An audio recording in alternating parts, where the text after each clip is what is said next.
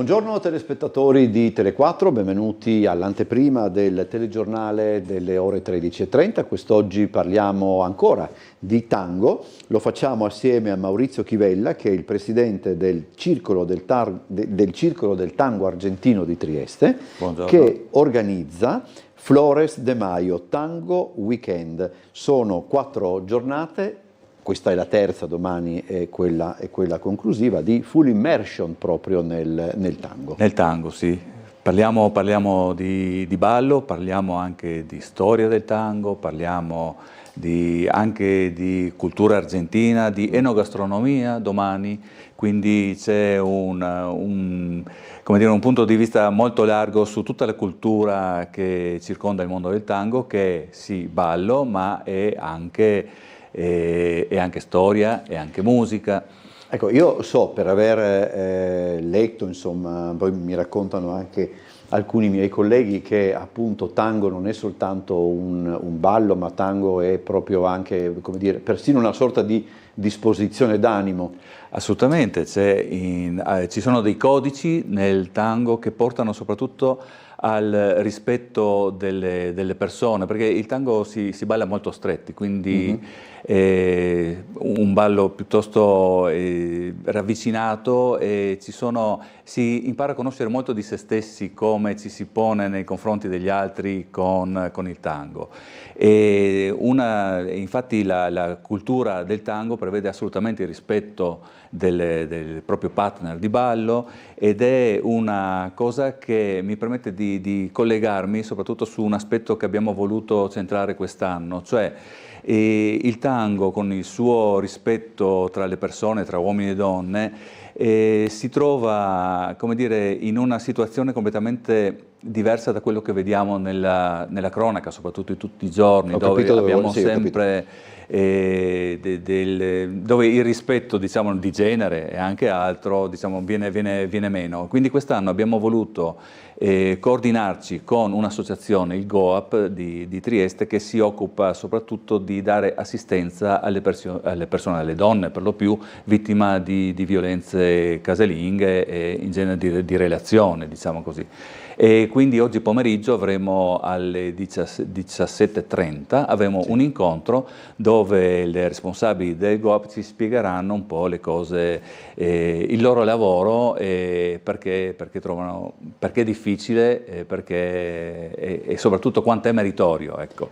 E questa è la parte, diciamo, più sociale, così, ma abbiamo tante cose naturalmente più legate alla musica. Abbiamo 3 serate da ballo, abbiamo 4 serate da ballo, perché 2 le abbiamo già fatte, una ci sarà questa sera, e chiuderemo domenica con una lunga, l'abbiamo chiamata maratonina dei saluti, perché durerà dalle 16 fino alle 24 con 2 DJ diversi, quindi ci sarà modo di ballare con tutte le persone che si sono conosciute in questi 3 giorni, e sarà un momento di chiusura di questo festival. Quando si fa nascere il tango?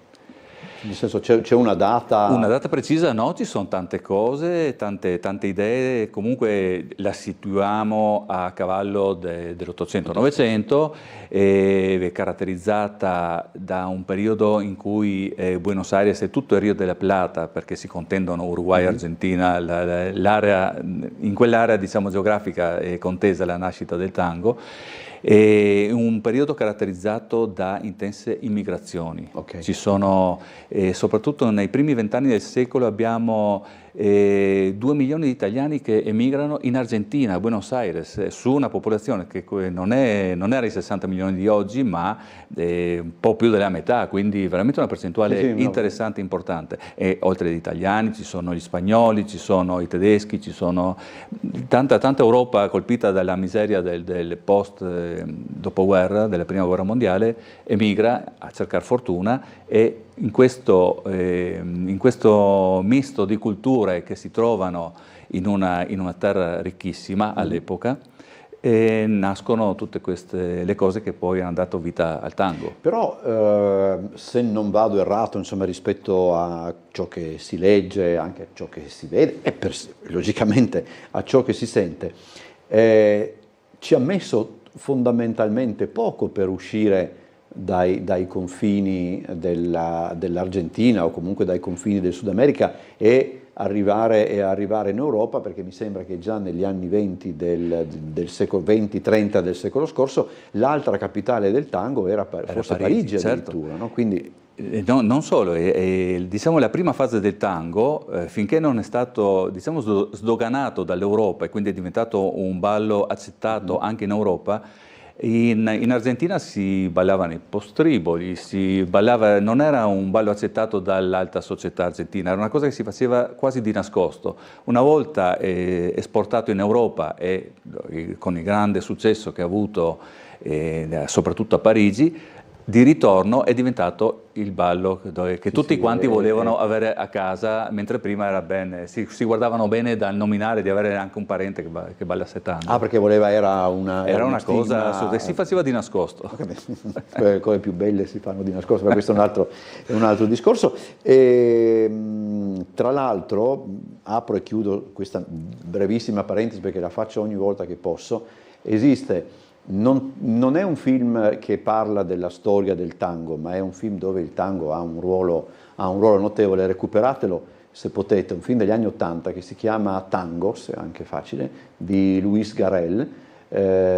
Tangos, l'exilio de Gardel è il titolo completo, è un film, non è ho sbagliato il nome del regista, poi è Fernando Solana, scusa, sì, ed è un film assolutamente meraviglioso di per sé. Circola ogni tanto nelle televisioni, quelle un pochettino più, diciamo, se lo intercettate restate, perché è un bellissimo film.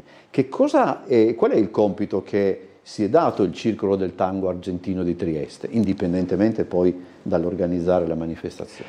Quello che cerchiamo di fare è sempre di avvicinare le persone al tango, perché il percorso di avvicinamento, proprio in virtù del fatto che si balla abbracciati, porta a una crescita personale. Molte persone non sono abituate, io stesso prima di ballare il tango avevo qualche difficoltà ad abbracciare le persone. Il tango ti porta assolutamente ad aprirti in questo senso e quindi è senz'altro terapeutico. Si imparano tante cose anche dalle altre persone, si mette sempre qualcosa di personale e si finisce per conoscere meglio se stessi. Per questo il nostro compito principale è quello di estendere la cultura del tango al di là del ballo.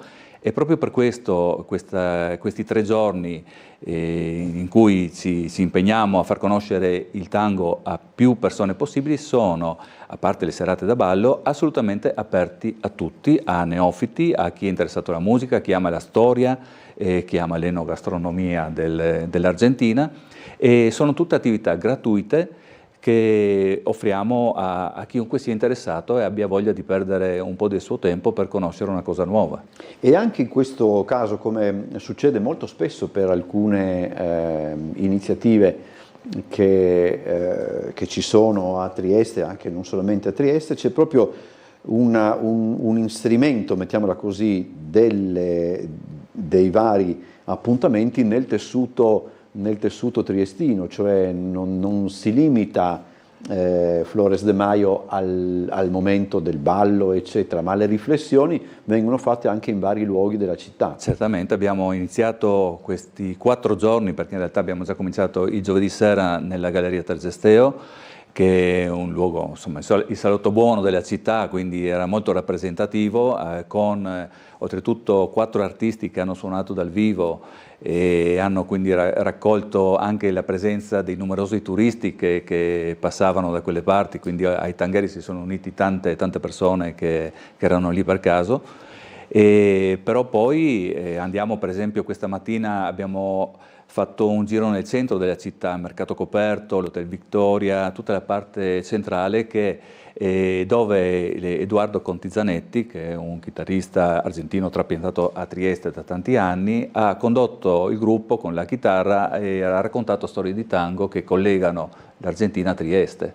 E la stessa cosa farà domani, che è un appuntamento bellissimo, soprattutto se si appoggia il meteo come oggi, e succederà domani all'Orto Botanico, che oltretutto è un sito bellissimo che è poco conosciuto dai triestini anche, e in questo periodo dell'anno è meraviglioso, c'è una vista stupenda, c'è Edoardo con la chitarra che racconterà queste storie di tango ed è assolutamente gratuito, quindi se qualcuno si trova, si comincia alle 11 e andrà avanti per un'oretta e mezza così.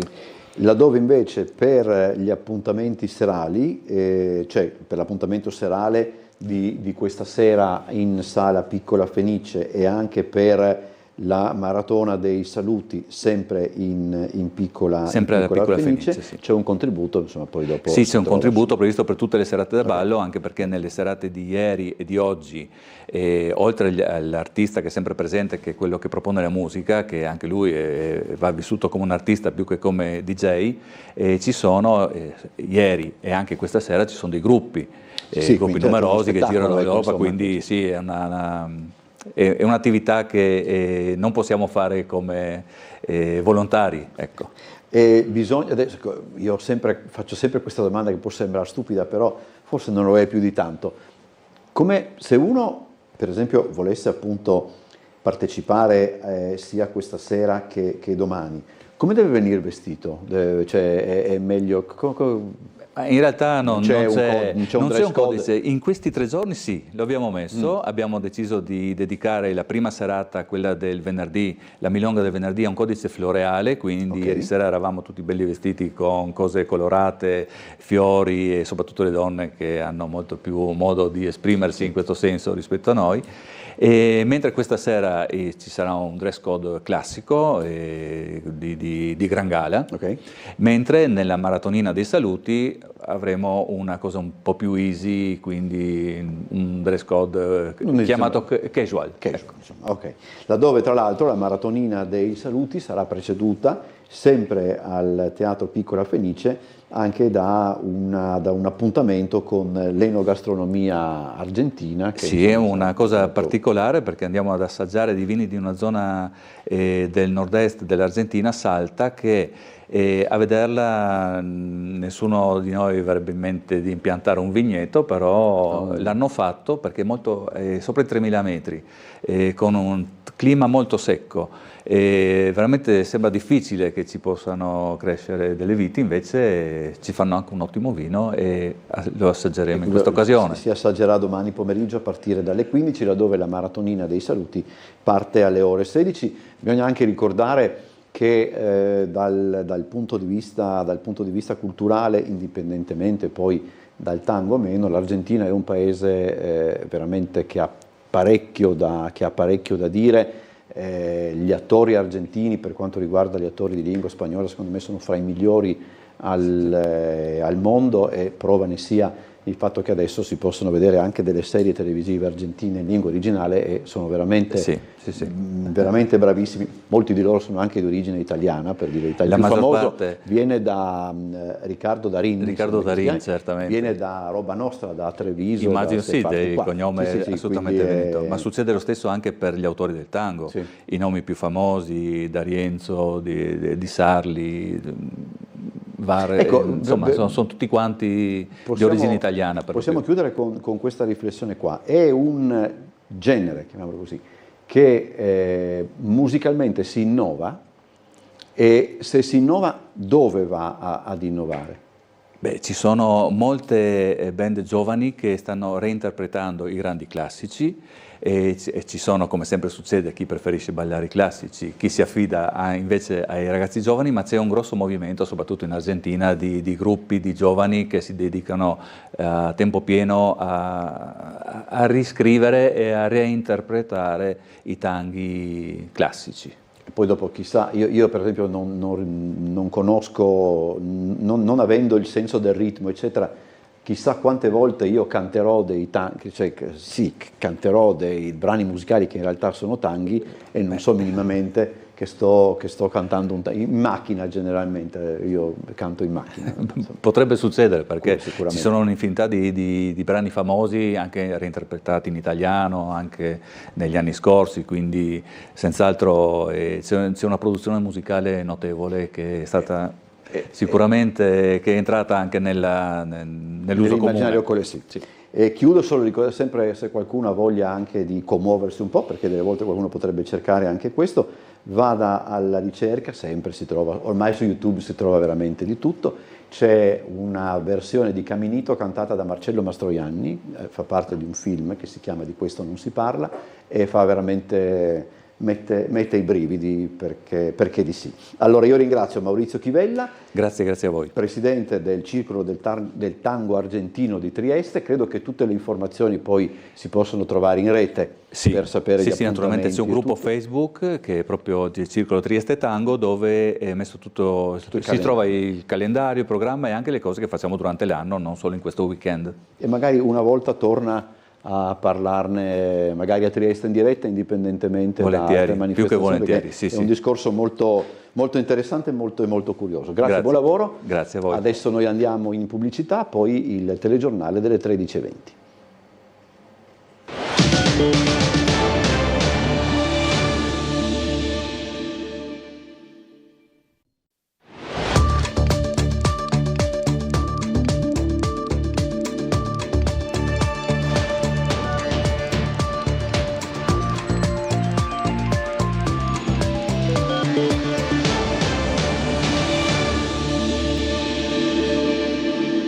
Buongiorno telespettatori di Tele4, benvenuti a questa edizione del nostro telegiornale che si apre, ma visto che c'è io mi collegherei direttamente con Omar Costantini che si trova a Genova per la dunata degli alpini, però forse Omar non è ancora pronto, allora partiamo con la cronaca. Dilaga ancora il fenomeno delle truffe agli anziani, nell'ultimo periodo tutte perpetrate con la tecnica dei finti carabinieri. Raffica di truffe, solo tentate o andate a segno da parte di professionisti del raggiro che si fingono carabinieri. Prima al telefono e poi di persona convincono gli anziani a consegnare loro gioielli, oro e contanti. Uno scenario noto che sta però diventando dilagante nell'ultimo periodo. Solo nella giornata di ieri sono 4 le segnalazioni pervenute alle forze dell'ordine da residenti nelle zone più disparate di Trieste, da strada per Basovizza, via Alpi Giulia ad Altura, dalla centrale via Fabio Severo a salita di Raute. In diversi casi il raggiro inizia al telefono. Dopo un'evidente azione di pedinamento e scelta degli obiettivi, i truffatori chiedono a uno dei residenti nell'abitazione, specificatamente quello più in forze, di recarsi alla caserma dei carabinieri di via dell'Istria, avendo così la certezza di trovare in casa il soggetto più debole. In quasi la totalità degli episodi riscontrati l'8 maggio si citava una rapina o un incidente stradale con una BMW che avrebbe potuto avere in qualche modo a che fare con la vittima del raggiro. In 3 casi è stato correttamente allertato il numero d'emergenza 112, sventando la truffa. Esito infausto invece in salita di Raute, dove un'anziana è caduta nel tranello. Fidatasi dei carabinieri fasulli che l'hanno raggiunta alla porta di casa dopo la chiamata e relativo racconto della fantomatica rapina con la BMW e bottino che sarebbe stato nascosto in casa della vittima, li ha fatti entrare nell'abitazione. Dunque ha consegnato tutto l'oro che aveva in casa, una somma considerevole, quantificabile in un controvalore in contanti di almeno 25.000 euro. La zona isolata e la scarsità di telecamere di sorveglianza renderanno peraltro complicato il lavoro degli uomini dell'Arma chiamati a intervenire sul posto. Allora, come detto, siamo collegati con Omar Costantini che si trova a Genova per la dunata degli alpini. Io cedo la linea al nostro collega. Buongiorno Omar. Sì, allora presumo di essere in onda perché purtroppo abbiamo un ritorno un po' fastidioso. Allora grazie per la linea, grazie agli amici di Tele4. Siamo qui con il presidente della sezione di Gorizia Paolo Verdoliva, al quale chiedo subito, è stata una donata già entusiasmante, siamo neanche al giro di boa. Quanti alpini di Gorizia presenti qui?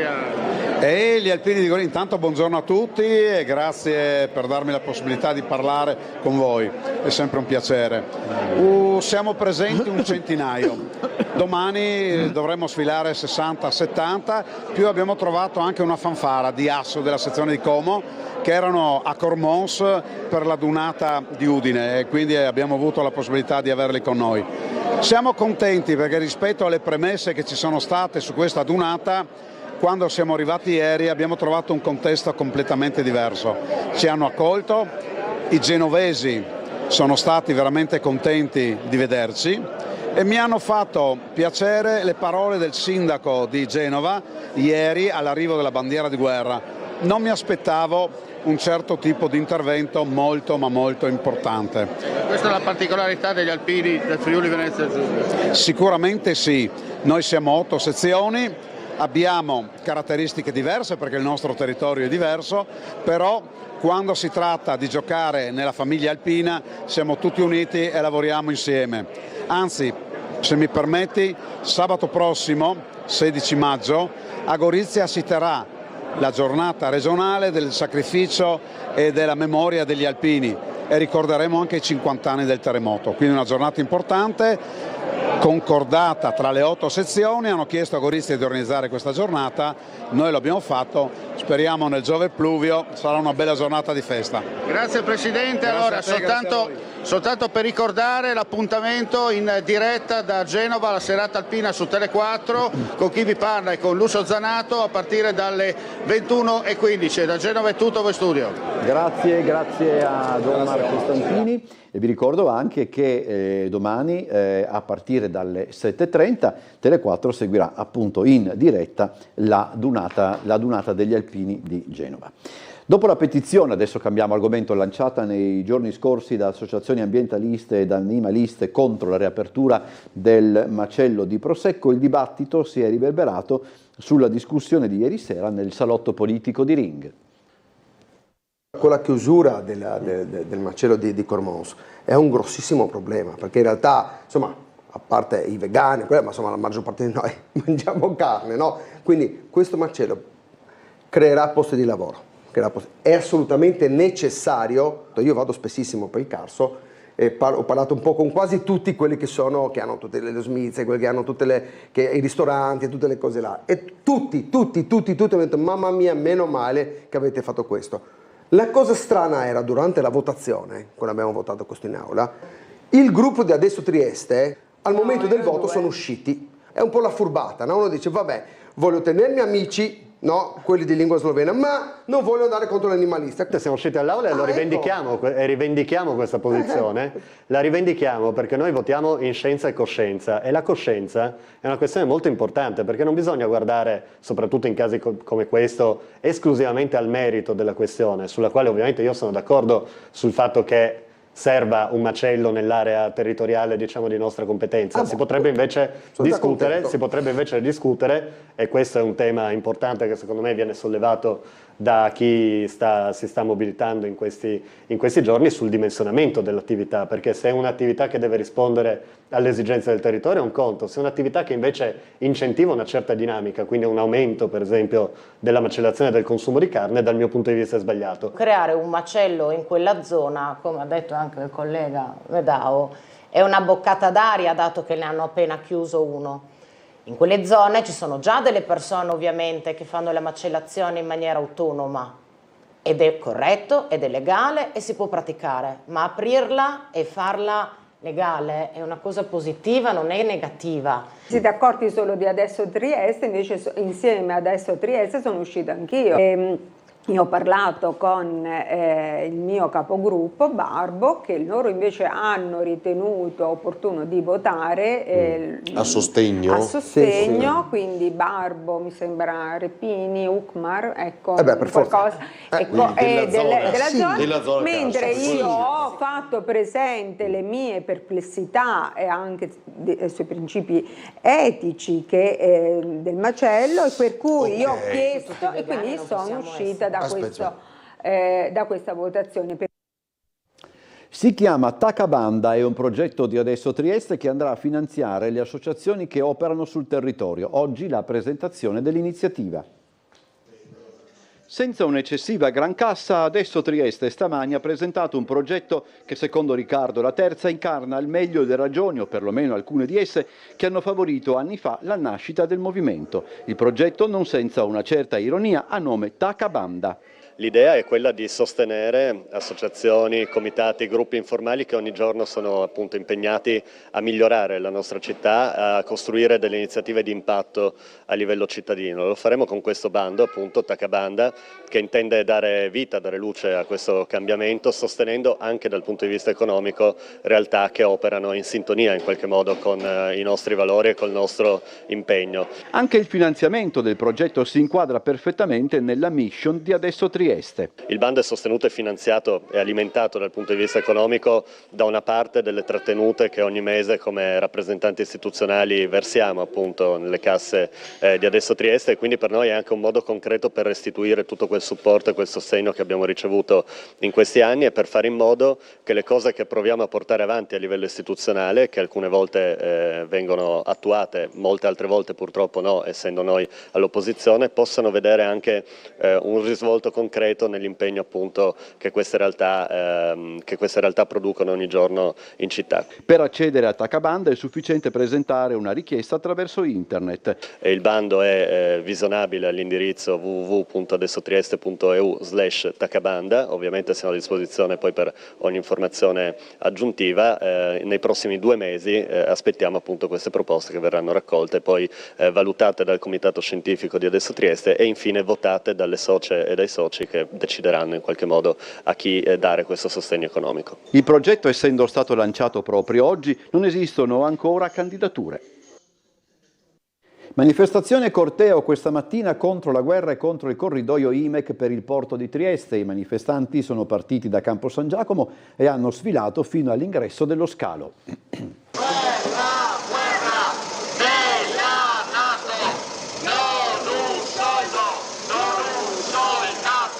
Slogan contro le guerre e contro la trasformazione del porto di Trieste in un porto della NATO nella manifestazione promossa dal comitato No IMEC in Campo San Giacomo. Sono stati ricordati i quasi 500 morti del bombardamento del Rione Popolare del giugno del 1944 e nel contempo anche tutte le persone che oggi muoiono sotto le bombe dei conflitti in corso. In poco meno di mezz'ora fece quasi 500 morti. Buona parte erano morti civili. Il progetto dell'IMEC vuole collegare Trieste al porto militare di Haifa dentro l'entità sionista Israele. Noi siamo assolutamente contrari che il porto di Trieste sia un anello di congiunzione tra l'Europa e le guerre del Medio Oriente che stanno insanguinando il Medio Oriente con l'occupazione, il genocidio in Palestina, l'aggressione all'Iran, al Libano. Siamo solidari con quei popoli, quale occasione meglio per ricordare la sofferenza di questa città legandole alle sofferenze delle guerre di oggi. Una sessantina i partecipanti che hanno dato vita a un corteo da San Giacomo verso il porto per respingere il progetto del corridoio IMEC e per esprimere vicinanza e solidarietà alla Global Sumud Flottiglia e alla causa palestinese. No all'IMEC, no alla terza guerra mondiale, no all'occupazione della Palestina, per questo siamo qui. Ora il collegamento con la sala operativa della polizia locale, ci aspetta l'agente scelto Fabrizio Morello, al quale cedo immediatamente la linea. Buongiorno. Buongiorno a voi studio e a tutti i telespettatori. Allora, una mattina che ci ha visto coinvolti nel rilevamento di 2 sinistri stradali con feriti, fortunatamente non gravi, in via Flavia, in via Petronio all'intersezione con la via Fortunio, che hanno causato dei rallentamenti alla viabilità per permettere il soccorso e i rilievi, questi già tutti in fase terminati, quindi ora la viabilità è stata ripristinata. Vi ricordo che continua la chiusura della Galleria del Carso in direzione Trieste, con uscita obbligatoria a Padriciano, dovrebbe terminare i lavori il 28 maggio. E anche la chiusura della via Crispi e della via Pindemonte per la messa in sicurezza della Scala San Luigi. Ricordo che c'è un divieto di transito per entrambi i lati della strada, ma c'è un permesso speciale per i residenti. Per quanto riguarda le manifestazioni e gli eventi di questo fine settimana, vi ricordo che oggi e domani sarà in Piazza Unità il Maker Faire, una manifestazione di carattere scientifico-tecnologico, ma che non dovrebbe portare delle problematiche alla viabilità, in quanto si terrà unicamente in Piazza Unità. E poi invece domani ci sarà la partita di basket Trieste contro Cremona alle ore 17, e invece questo ci potrebbe essere dei rallentamenti per l'ingresso e l'uscita degli spettatori, ma le nostre pattuglie saranno presenti sul posto eventualmente per cercare di organizzare la viabilità nel migliore maniera possibile. Poi per il resto non abbiamo altre notizie, eventi di rilievo, quindi se proprio va bene vi restituirei la linea. Grazie agente Morello, buona giornata e buon lavoro. Grazie mille, buona giornata e buon lavoro anche a voi. Allora, quella di quest'anno sarà la prima stagione balneare a pieno regime sul lungomare di Barcola. Il Comune ha portato a termine tutti gli interventi di riparazione della costa dopo i danni della mareggiata del 2023, grazie a contributi regionali. Le lavorazioni dovute alle mareggiate sono terminate, adesso partono le sistemazioni in vista della stagione estiva, quindi la manutenzione ordinaria. Si stanno facendo proprio in questi minuti sopralluoghi per la pulizia delle aree, che partirà a metà maggio. A 2 anni e mezzo dalla violenta mareggiata che danneggiò gravemente il lungomare di Barcola, quella di quest'anno sarà la prima stagione balneare a pieno regime. I topolini 4, 5, 6 e 7, interdetti nelle scorse estati, sono ora accessibili. L'assessore ai lavori pubblici Elisa Lodi, che ha seguito da vicino gli interventi di quella fascia costiera, ha riepilogato gli sforzi messi in atto nell'immediato post mareggiata. I topolini dal 4 al 7 sono stati topolini che sono stati danneggiati in maniera pesantissima. Abbiamo avuto dei lavori piuttosto consistenti per diverso tempo, dall'inverno successivo fino all'altro anno sostanzialmente, perché hanno riguardato il rifacimento non solo della platea ma anche la verifica ovviamente della tenuta di questa platea, perché il mare si era mangiato tutto, la verifica anche del sistema fognario, perché sono lì anche lì delle verifiche degli interventi, quindi la sistemazione degli accessi al mare e anche dei topolini stessi, quindi una messa in sicurezza veramente imponente.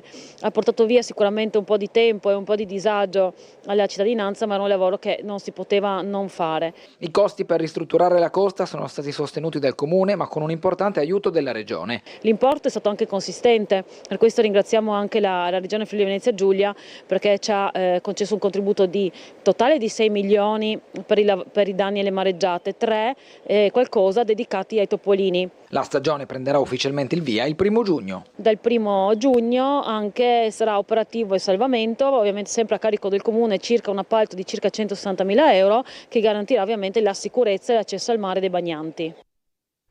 Ha passato l'esame del pubblico triestino Romeo e Giulietta, l'opera di Charles Gounod è andata in scena ieri al Teatro Verdi, ottimi riscontri per l'orchestra e per il protagonista maschile. La visione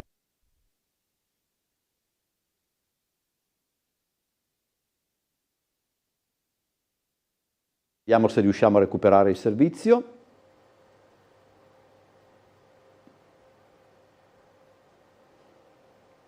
Ok. Proviamo a vedere. La visione e soprattutto l'ascolto di Romeo e Giulietta, perdonateci se traduciamo in italiano. Houston, abbiamo un problema, come si dice. Vediamo se riusciamo a mandare in onda il prossimo servizio previsto, cioè la scoperta di nuovi talenti in erba nel calcio triestino. In un contesto calcistico nazionale in difficoltà, vedi l'assenza della squadra azzurra ai mondiali e in una città che è tornata orfana del calcio professionistico, a resistere seppur con molti sforzi è il dilettantismo locale, quando lavora con programmazione e serietà. E sono i giovani e il loro coinvolgimento anche su sfide da molti considerate proibitive per un minorenne che possono dare quei necessari segnali positivi. Numerose le squadre che in casa coltivano i propri talenti, poi attenzionati da rappresentative e club più blasonati. Un esempio, e se ne potrebbero fare diversi, è il 17enne Nicolas Marassi, attaccante del Sant'Andrea, autore di 25 gol in 29 partite del campionato Under 17, partecipe della spedizione per il torneo delle regioni con il Friuli Venezia Giulia, che è arrivato a un passo dalla vittoria perdendo in finale. Innanzitutto voglio ringraziare la società, la squadra, il mister per questa possibilità di aver fatto bene in questo campionato con 25 gol in 29 partite. Sono anche stato al torneo delle regioni, giocando 6 volte su 7, affrontando squadre in girone come Sardegna, Molise e Veneto. Quest'ultima era una delle favorite del torneo, che siamo riusciti a batterla, arrivando poi affrontando anche Marche e Campania, affrontando poi anche in finale l'Abruzzo. Purtroppo abbiamo perso in finale, però secondo me abbiamo raggiunto un buon secondo posto, oltre le nostre aspettative, e sono molto contento di questo. Da 2 anni nella società di Bialocchi, Nicolas ha militato con la maglia della Triestina, esprimendo oggi il suo dispiacere per la situazione attuale. Al momento io sono concentrato sulla mia squadra, sul mio campionato e di portare la squadra il più in alto possibile. Triestina sì, ci ho giocato 2 anni, under 15, under 16, no, under 14, under 15. Sì, mi dispiace purtroppo andata in D, però ero un grande tifoso.